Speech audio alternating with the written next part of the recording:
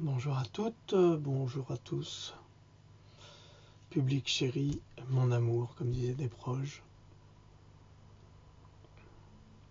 Je n'avais pas prévu de faire une vidéo ni d'écrire un texte aujourd'hui, pour plein de raisons.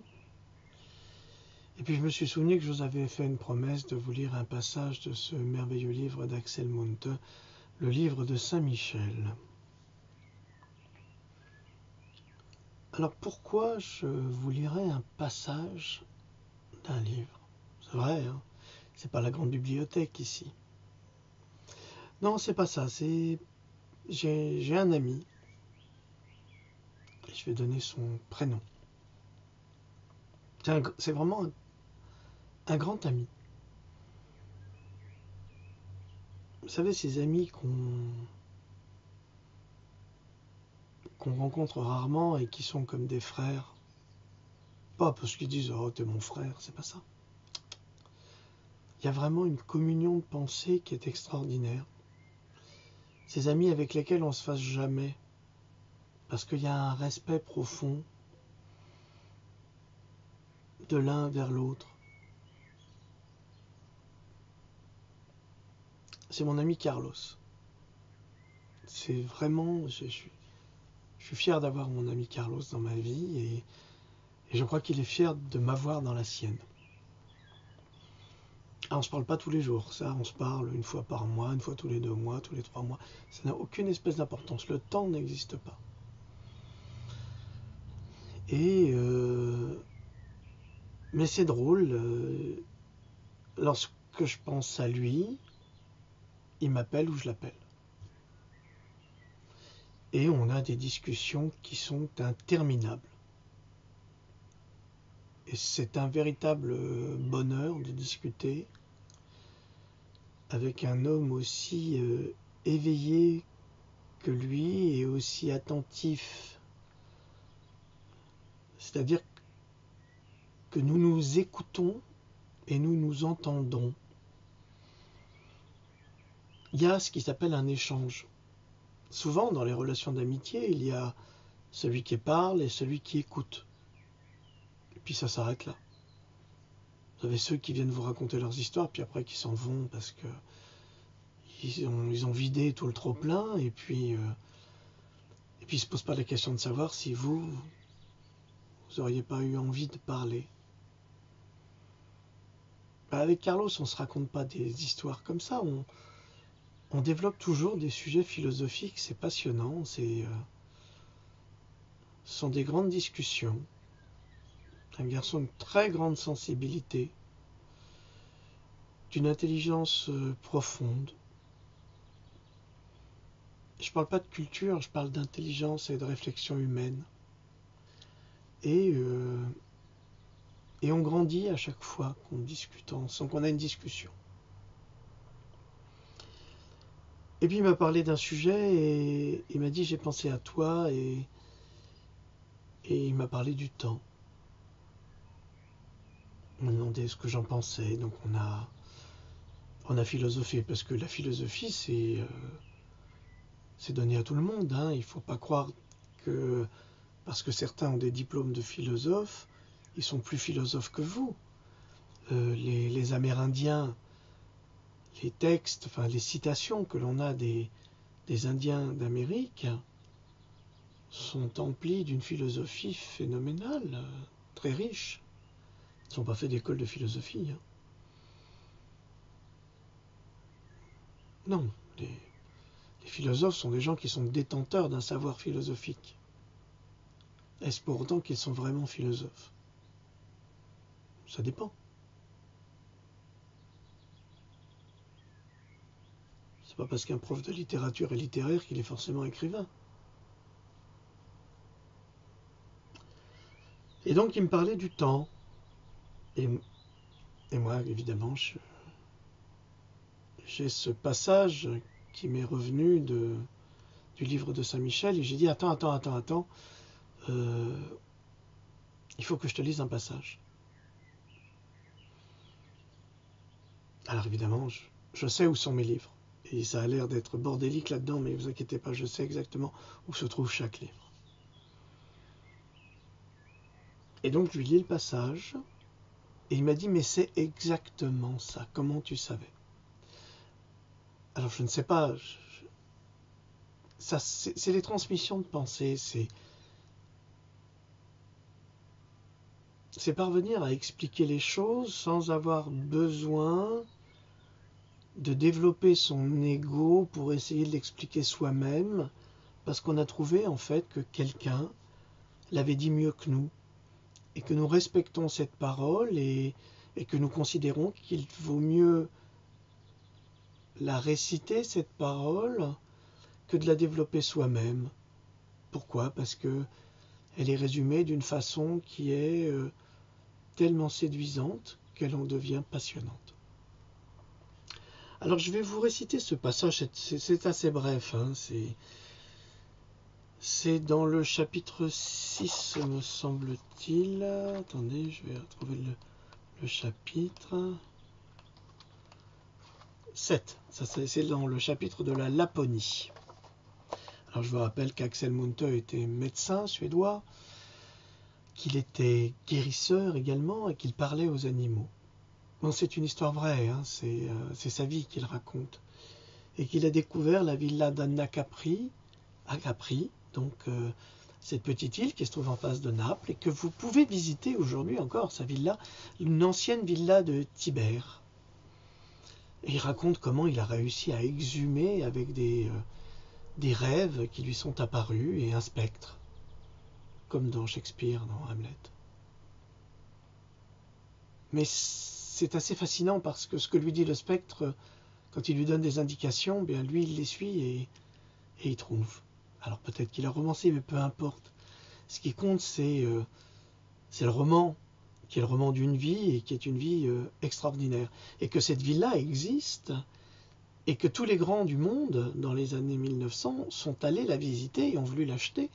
Et qu'en face de Capri se trouve une île qui s'appelle l'île aux oiseaux, qu'Axel Munthe a achetée pour protéger les oiseaux.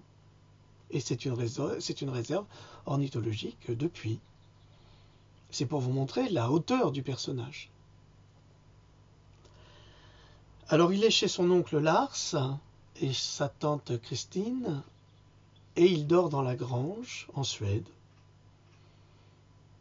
Et une nuit lui apparaît un petit gnome. Oui, comme les petits gnomes qu'on voit dans les livres d'enfants.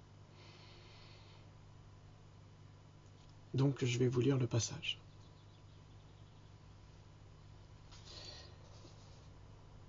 Alors, le petit gnome veut quitter, excusez-moi, j'ai mis des lunettes, c'est là, j'en vois plus rien. Le petit gnome décide de repartir, mais Axel Munthe lui dit « Ne pars pas, reste avec moi encore un peu, et je te montrerai ce qu'il y a dans cette boîte en or qui t'intéresse tant. » Alors sa boîte en or, c'est sa montre. « Que gardes-tu dans la boîte en or ?» lui demande le gnome.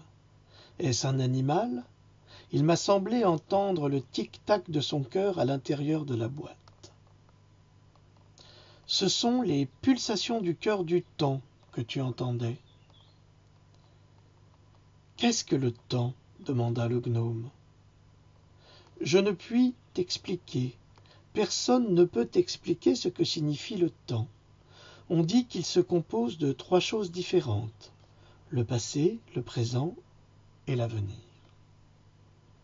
Tu l'emportes toujours avec toi dans cette boîte en or ? Oui, jamais il ne repose, jamais il ne dort, jamais il ne cesse de répéter le même mot à mon oreille. Comprends-tu ce qu'il dit ? Hélas, trop bien. Il me dit à chaque seconde, à chaque minute, à chaque heure du jour et de la nuit, que je vieillis et que je vais mourir. Dis-moi, petit homme, avant de partir, as-tu peur de la mort ? Peur de quoi ? Peur du jour où ton cœur cessera de battre, où tous les rouages de la machine tomberont en pièces, où ta pensée s'arrêtera, où ta vie s'éteindra en vacillant comme la flamme de cette faible chandelle de suif sur la table. Qui t'a fourré ces bêtises dans la tête ? N'écoute pas la voix qui est dans cette boîte en or, avec ses sornettes sur le passé, le présent et l'avenir. Ne comprends-tu pas que tout cela ne fait qu'un ? Ne comprends-tu pas que quelqu'un se moque de toi dans cette boîte en or? Si j'étais toi, je jetterais dans la rivière cette étrange boîte et je noierais le mauvais génie qui y est enfermé. Ne crois pas un mot de ce qu'il te dit, ce n'est que mensonge. Tu resteras toujours un enfant, jamais tu ne vieilliras, jamais tu ne mourras. Couche-toi seulement et dors un moment. Bientôt le soleil va se lever sur la cime des sapins, bientôt le jour nouveau regardera par la fenêtre, bientôt tu y verras plus clair que tu n'as jamais vu à la lueur de cette chandelle. Il faut que je m'en aille. Adieu à toi, rêveur. Quelle heureuse rencontre! Heureuse rencontre, petit gnome.